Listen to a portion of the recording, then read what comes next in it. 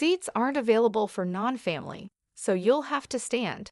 When I went to a restaurant to celebrate my grandson Eric's milestone, I found there wasn't a seat for me in the designated room.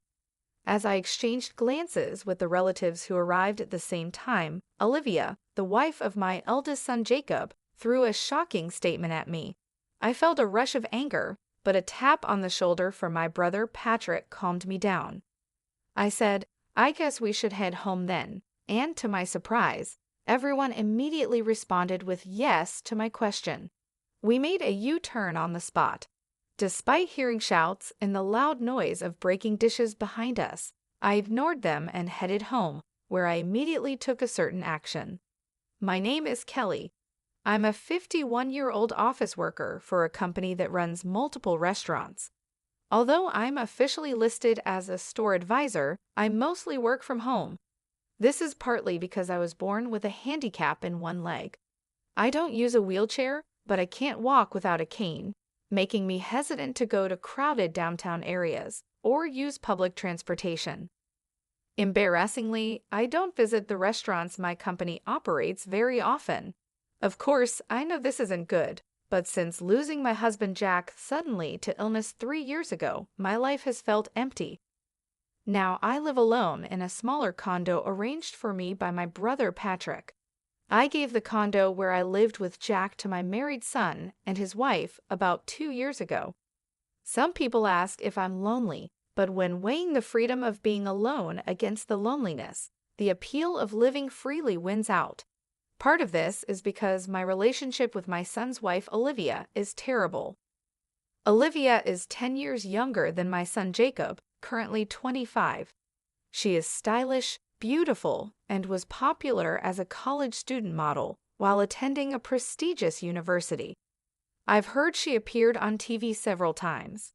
She was expected to become a news reporter with the title of Miss University, but she got pregnant with Jacob's child during the summer of her junior year, and they had a shotgun wedding. At first, she took a leave of absence from college with plans to return after giving birth, but she suffered from severe morning sickness and her health got worse. Olivia worried that her beauty would be ruined and threw a tantrum, saying, "I don't want to be seen in public looking like this," and dropped out of college. At the same time, she became irritable over her uncontrollable physical condition and started behaving hysterically towards my son Jacob. "Mom, please, no matter what I do, thinking it's for the best," Olivia just screams and rejects everything. "The house is a mess, and it's bad for the baby's prenatal environment. I need your help," begged Jacob. So my husband and I decided to live with our son and his wife in the large condominium we had bought, intending to live there until we died. However, living together turned out to be challenging as Olivia treated me like a servant with her haughty attitude. "Don't dawdle, bring me my smoothie and crackers to bed quickly. Haven't I told you numerous times how sick I feel if I wake up with an empty stomach because of my morning sickness?" she would yell. And when she wasn't yelling about that, she'd scream, "Why are you washing my clothes with your old hag's clothes? No matter how expensive the fabric softener is, it won't keep the old hag smell from transferring to my clothes." Seeing enough, Jack would scold her firmly. Is it's common sense in this house to harass a pregnant woman? But she would just snap back. Even when Jack suggested that Jacob talk to her, Jacob would say, "It's impossible." Nothing makes sense to Olivia right now. "I wish you could just deal with it, Mom," laughing it off. As infuriating as it was, the fact that Olivia was pregnant made it so we had no choice but to endure her behavior. Had Jack been his usual self, perhaps he could have taken a firmer stand against Olivia and Jacob. But looking back, Jack's body was probably already being slowly ravaged by disease at that time. Olivia had cluttered Jack's study and living room, which should have been his places of relaxation after hard work, with her beauty devices, leaving no space to rest. Even trying to soak in the large bathtub we had ordered to relieve his fatigue was impossible. "Taking a bath with that old bugger gives me the chills.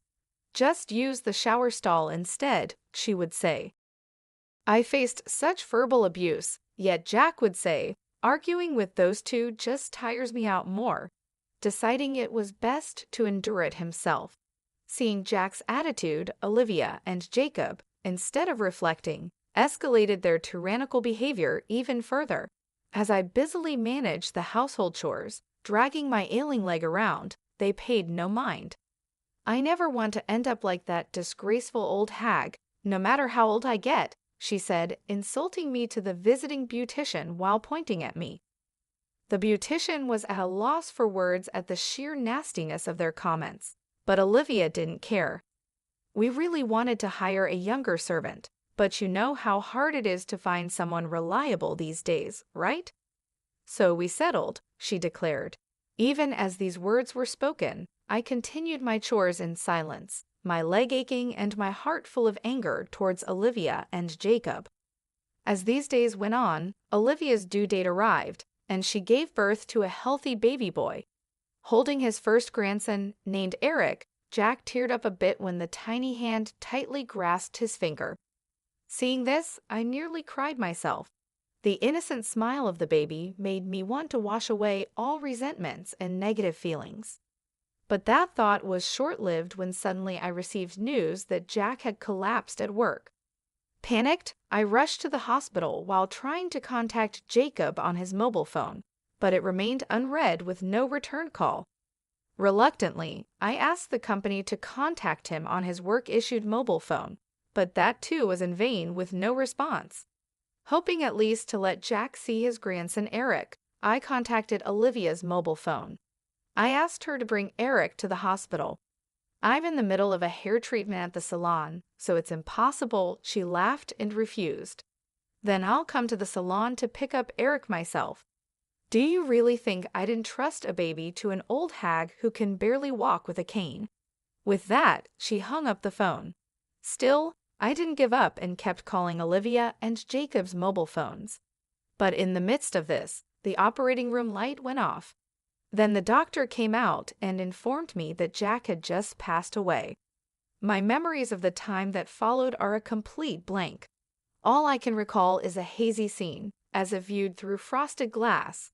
After the funeral, which took place amid this haze, I came down with the flu. "Olivia, the baby might catch it, which would be terrible," she exclaimed dramatically and told me to leave the house immediately. Already emotionally damaged by Jack's sudden death and physically weakened by fever and cough, I had no energy left to argue with hysterical Olivia. Barely managing to get dressed, I left the room but collapsed in the elevator hall entrance. Thankfully, the concierge called an ambulance, and I was rushed to the hospital. According to the doctors, I was on the verge of pneumonia. Later, my brother, his wife, and my nephew heard about my condition and took care of everything. "There's no need to visit the hospital. She's been admitted, she's safe, and it would be terrible if the baby caught something," Jacob and Olivia said, not even bothering to visit. Outraged by their attitude, my nephew and his wife suggested I stay with them for a while instead of returning to the condo, where I'd just be exploited by Olivia again. Returning to the condo would mean resuming a servant-like existence before even regaining my strength. However, staying at my brother Patrick's house, where my sister-in-law's parents lived, was not an option due to infection prevention concerns. My nephew's offer was a welcome one. Deciding to accept their kind offer, I planned to first return to the condo to retrieve Jack's photos and personal items left behind. My nephew's wife, Helen, who was worried about the situation, decided to come with me. When we visited the condominium for the first time in about a month, we found it in a terrible state. What is this mess? Dirty glasses and dishes were piled up, and the garbage disposal was clogged. The living room was no different, with delivery food containers scattered everywhere. The bathrooms and bath were in a dire state as well. I wondered how they could raise a baby in such filth. As Helen and I stood there in disbelief, Olivia, apparently already drunk though it was just past 3:00 p.m., returned with a couple of friends. Noticing us standing in the living room turned into a garbage house, Olivia looked surprised for a moment, but then quickly put on her usual smirking face and said, "So you're finally back.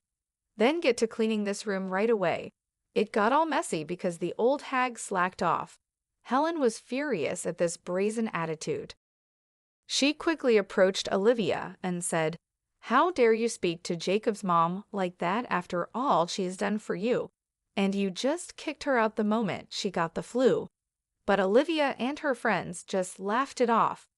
Birds of a feather flock together. Friends of unreasonable people are unsurprisingly unreasonable themselves, they said. Then, as if they had a great idea, they added, "Why don't you just leave for good? This place is going to be Jacob's through inheritance anyway. The old hag can just go back to her parents' house." As Helen grew even angrier, I somehow remained calm. Considering their outrageous behavior so far, it was only a matter of time before Olivia and the others would try to drive me out.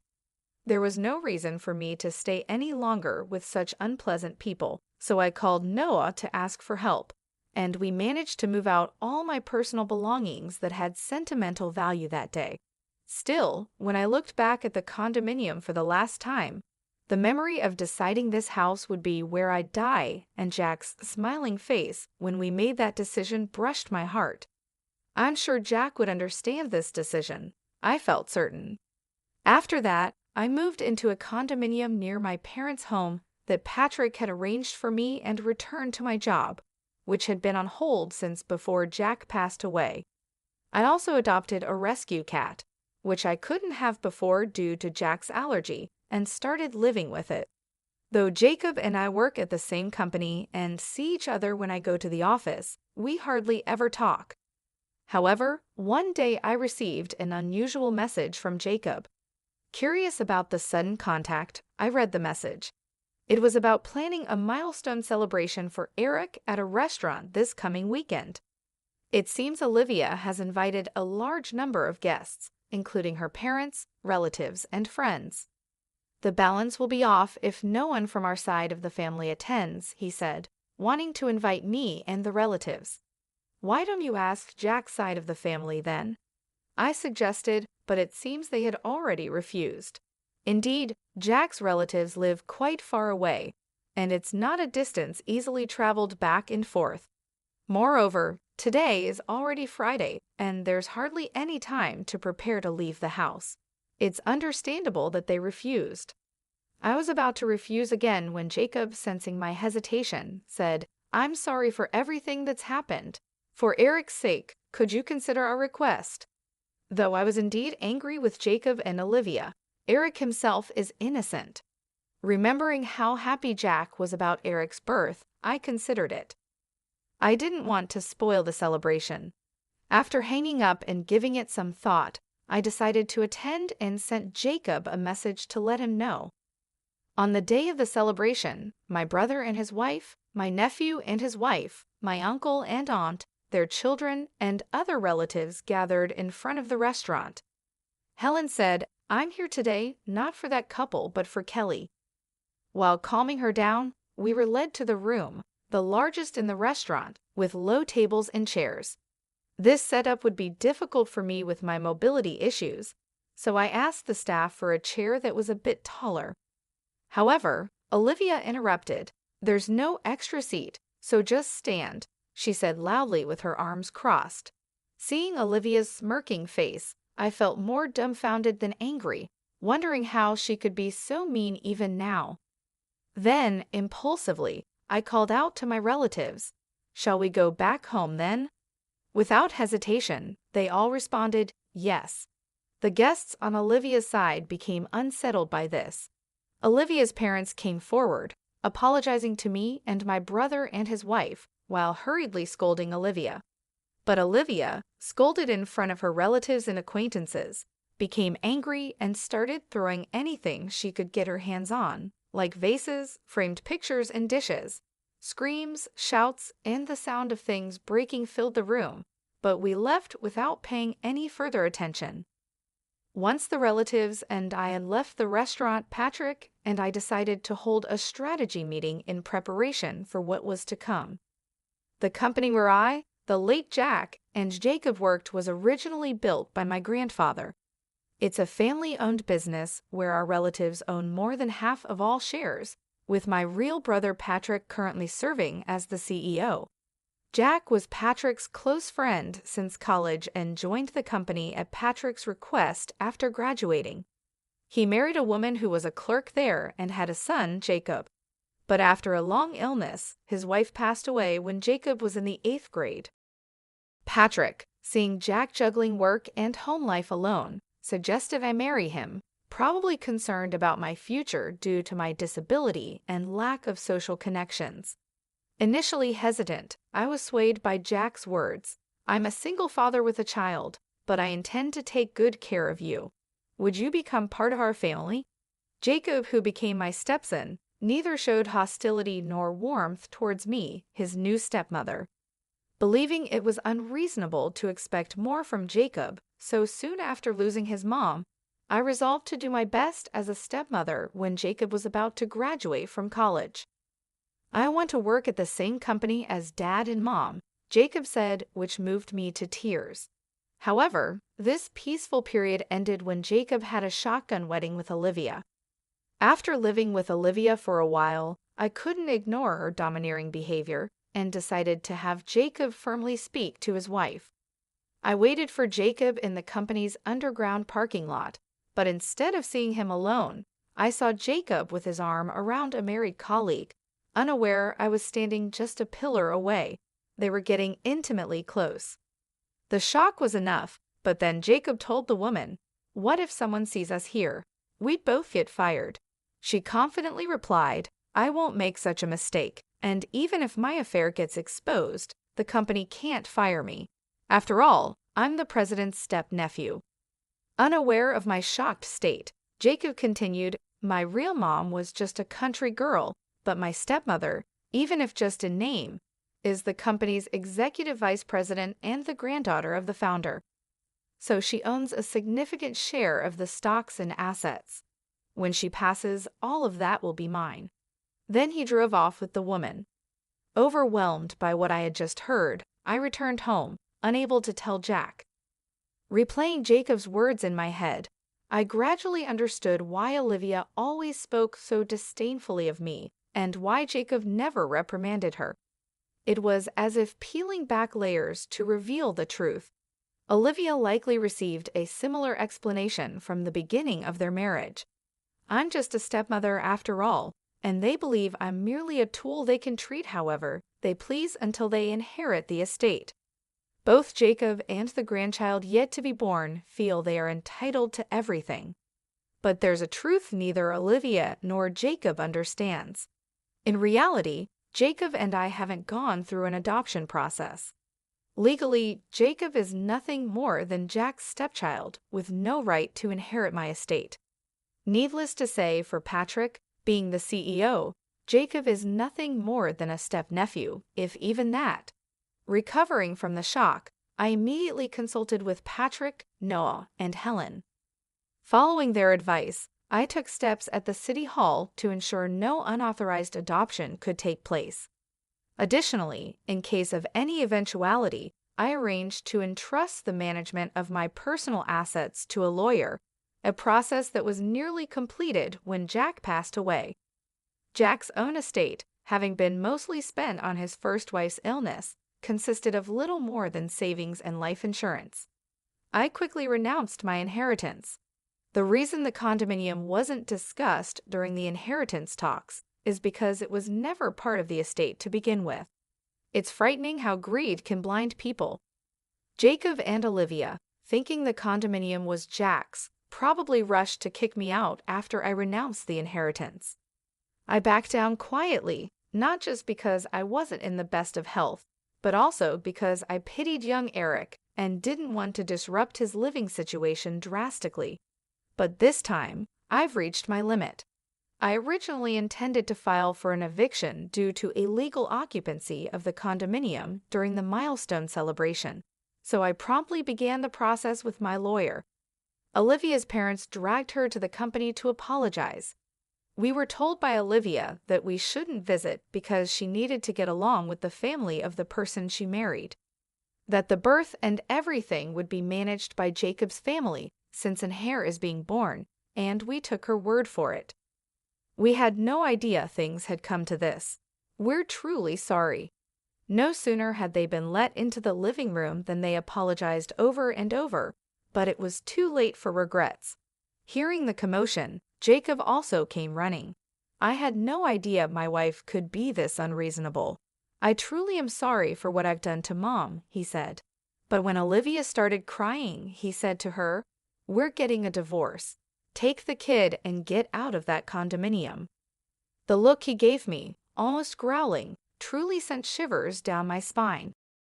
Seeing my reaction, Patrick looked at Jacob with a cold gaze and said, "You know that store is part of our company's chain, right? Considering the fuss you've made, you'll both be paying for the damages. As for you, stay home until you receive an official summons from the company." He then firmly kicked everyone out of the reception room. Afterward, Patrick began preparations to fire Jacob, consulting the company's legal advisor right after the milestone celebration incident. He was furious, saying, "Not only is Olivia's disgraceful behavior appalling, but Jacob's negligence in letting her run wild is just as bad. They even destroyed store fixtures and decor. Firing him is only natural, right?" Though he was initially adamant about firing him immediately, the other executives calmed him down, explaining that a disciplinary dismissal made in anger could disadvantage us in a lawsuit. So we turned to a law firm known for its capable lawyers. True to their reputation, they did an excellent job providing indisputable evidence that was more than sufficient to fire Jacob. 2 weeks later, Jacob, temporarily relieved from house arrest, was summoned to the head office meeting room, seemingly prepared for his dismissal. Perhaps he had gathered some inside information. Despite arriving with a lawyer, the sheer number of attendees overwhelmed him.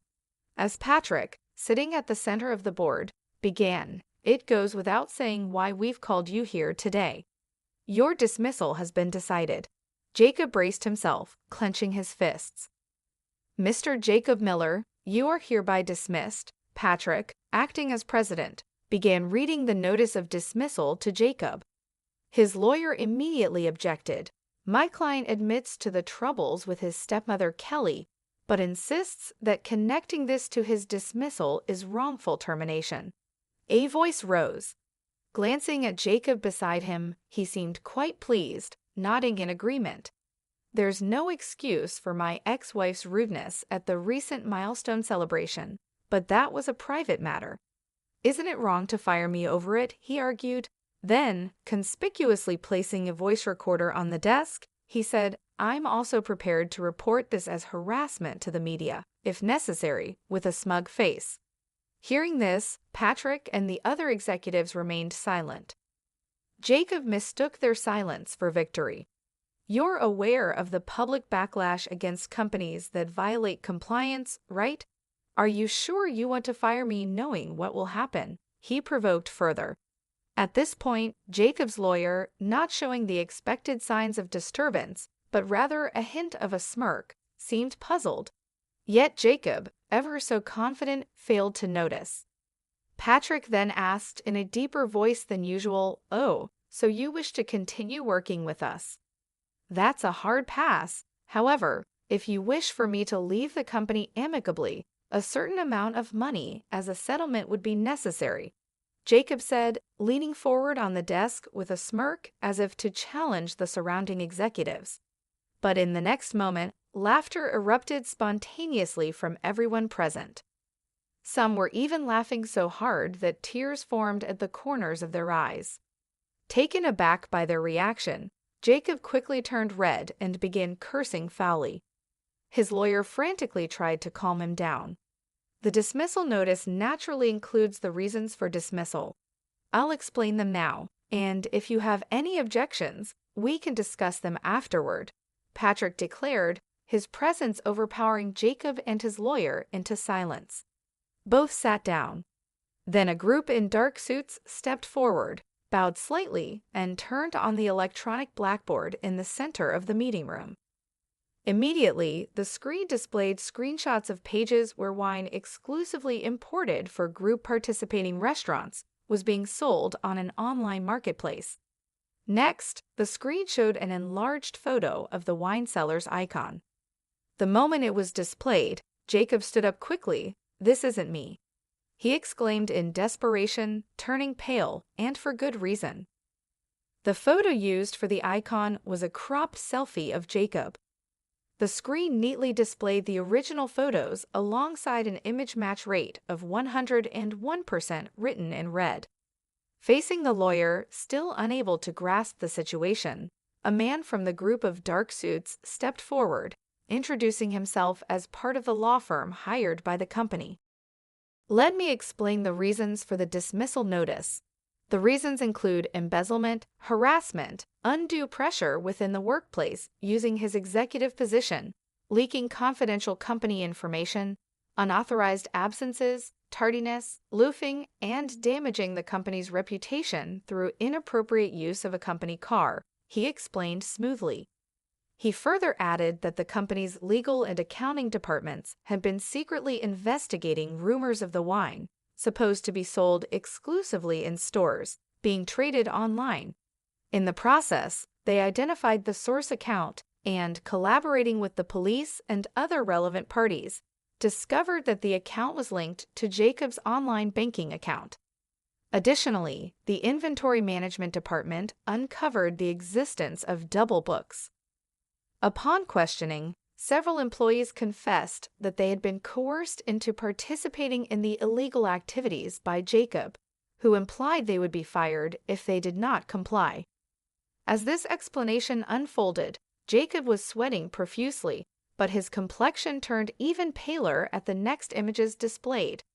It was a video, seemingly taken secretly with a mobile phone, capturing Jacob as he subjected female interns and temporary staff to sexual harassment and unbearable words. Jacob's lawyer, standing by, couldn't take his eyes off the repeating video, mouth agape. Next shown were images of customer information meant for our company being sold to a rival company, and a USB drive containing original recipes alongside an envelope bearing the name of the rival company's legal counsel. Seeing this, Jacob's face turned from pale to ashen, and his hands trembled on the desk. Our lawyer continued without hesitation, explaining why the USB was transferred from the rival company. Actually, suspicions about the source of this confidential information had arisen even before it was utilized. Upon rechecking the acquisition method, it was found that an employee of the rival company had obtained it from Mr. Jacob Miller in exchange for a significant amount of cash, he explained. The rival company quickly dealt with the involved employee and returned the data to us, along with documents clarifying the factual situation. Jacob's lawyer, taken aback by the continuous revelation of Jacob's misdeeds, listened in stunned silence. However, our lawyer concluded with, "While it might seem superfluous to mention now, all these illegal activities have already led to the filing of criminal complaints. Perhaps instead of discussing settlement money, you should be preparing for a criminal defense," he said with a chilling laugh. Jacob's lawyer turned red-faced. "I've heard nothing of this from my client. I cannot represent him under these circumstances. I resign," he exclaimed, glaring at Jacob before storming out of the room. Left alone, Jacob's initial bravado disappeared, and he slumped in his chair. Before he knew it, the women he had harassed in the video lined up in front of him. "We will be filing for damages as well," they firmly declared. Adding insult to injury, our lawyer continued, "Moreover, it has been confirmed through social media posts that you've been unfaithful with multiple women using company resources, even during work hours, and engaged in inappropriate actions in public. The company will, of course, include these actions in its claims for damages. So please be prepared for that," he stated, speaking pleasantly but with no smile in his eyes. Jacob finally collapsed from his chair, sitting on the floor in defeat. As Patrick and the lawyer had declared, Jacob was swiftly dismissed for misconduct. In the investigation that followed, Jacob, who was interrogated for embezzlement, tried to negotiate a settlement to avoid a prison sentence. However, finding a willing lawyer proved difficult, and he struggled to even pay the retainer fees. Eventually, he managed to cover the lawyer fees and compensation payments using the inheritance from his father, avoiding jail time for embezzlement. Yet, unable to prepare for the compensation claims for leaking confidential information, the emotional damages claimed by the women, and the defamation lawsuits, Jacob found himself buried in debt. Olivia, understandably furious at being quickly discarded by Jacob for his own protection, filed for asset division, damages, and child support. In a defiant stance, Jacob demanded, "Then let's have a DNA test for the child," prioritizing the investigation of paternity over financial concerns. Confidently agreeing, Olivia was shocked when the results showed the child wasn't Jacob's biological offspring.